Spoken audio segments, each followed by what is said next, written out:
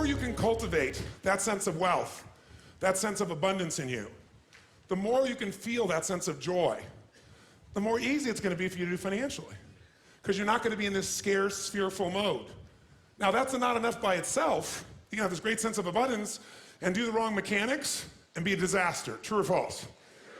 But if I had to have an area to get you started with, you want to have the emotion and psychological strength, because that's going to carry you through when the mechanics are boring or frustrating, or when things aren't working out. Your emotion, your psychology is what will carry you.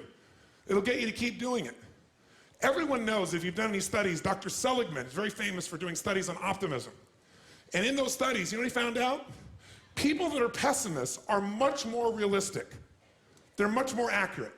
If you give them a test and you ask them to look at something and give you a size measurement of it, or to evaluate their own success or failure at a task, in every study Seligman's done, he did it in the University, I think Pennsylvania if I remember correctly originally, what he found was that optimists always see themselves as doing better than they really did.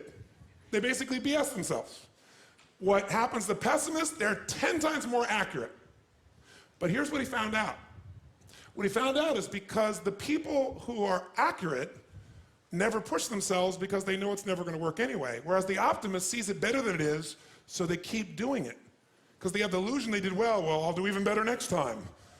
And because of that optimism, they did it more often, and so optimists succeed at a 4 to 5-fold, depending upon the task, result ultimately beyond anything that a pessimist will do, and they're not as accurate.